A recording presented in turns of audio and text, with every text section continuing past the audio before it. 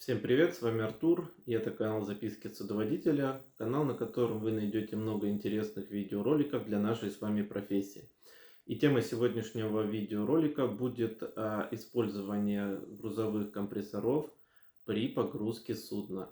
Не переключайтесь, будет интересно.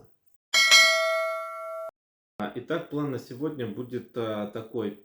Первым мы поговорим о теории использования компрессоров при погрузке судна. Второе, мы поговорим о тонкостях захолаживания при погрузке и разберем вариант одной из сложных погрузок. И третьим пунктом будет, как всегда, итог. Мы обсудим, что же мы выяснили за последние два видео. И я расскажу о теме следующего видео в рубрике «Грузовые операции». И теория использования компрессоров при погрузке. В прошлом с вами видео мы рассмотрели вариант захолаживания грузовых танков при подготовке их к погрузке. Там мы с вами подавали конденсат на топ-спрей для того, чтобы понизить температуру танка, а давление упадало в танке уже само собой. Напомню вам, что температура и давление у нас связаны пропорциональной зависимостью. И при падении температуры у нас, соответственно, падает давление.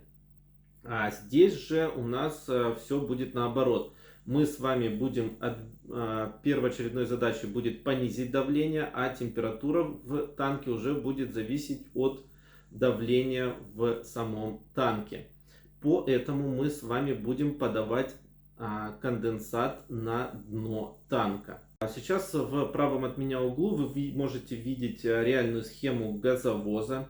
Это газовоз fully рефрижераторного типа с независимыми танками типа А. У нас на таком типе танков существует возможность подачи конденсата на дно танка. И не только на дно, а именно в колодце.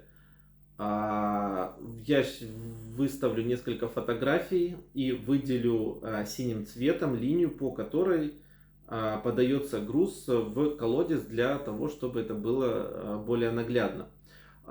Для чего же это нам нужно? В этих колодцах всегда находится жидкость того груза, который у нас находится в танках.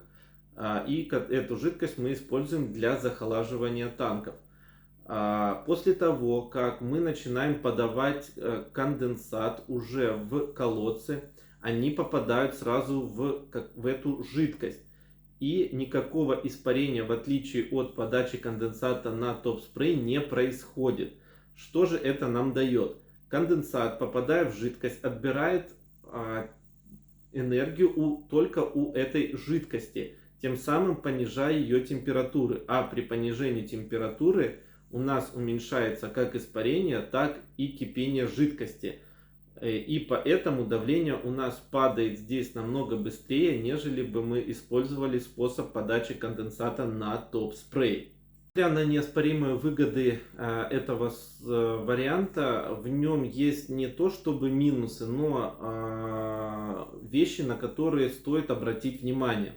Давайте же с вами разберем одну из сложных задач и смоделируем ситуацию. Например, у нас планируется погрузка теплого груза, например, пропан, минус 39 градусов вместо полностью захоложенного минус 42 градуса, да и еще и большим рейтом.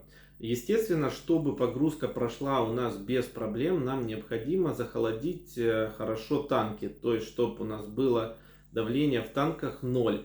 И на начало грузовых операций необходимо, чтобы все компрессора у нас были введены в режим.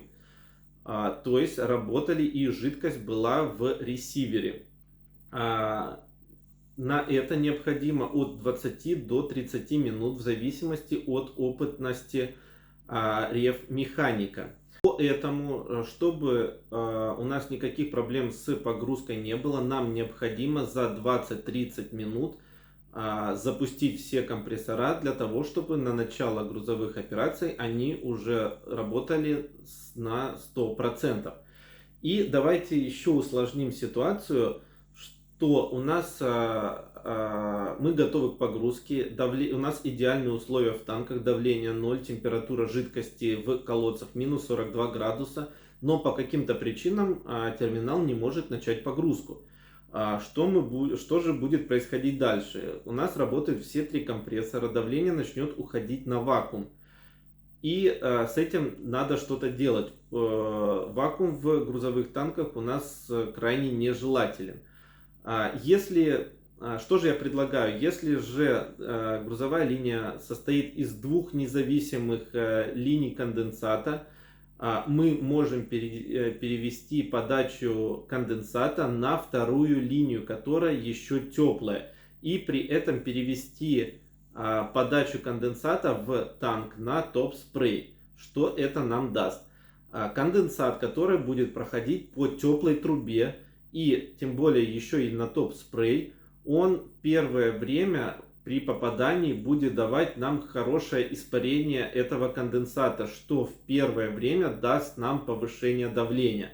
Но естественно потом все-таки давление начнет падать. Что же мы еще можем сделать? Мы можем перевести все компрессора на 50% производительности. Это тоже нам даст выигрыш во времени. Ну, если ничего не помогает, нам все-таки придется останавливать компрессора. Останавливать их лучше по одному. Так мы тоже будем выигрывать время на запуск компрессоров. И если уже останавливаем последний компрессор, вариантов никаких у нас не остается, я советую издавать или известить капитана, чтобы он создал let off protest о задержке с погрузкой. И так как эта задержка может привести в дальнейшем либо снижение скорости погрузки, либо остановки из-за высокой температуры или высокого давления в танках.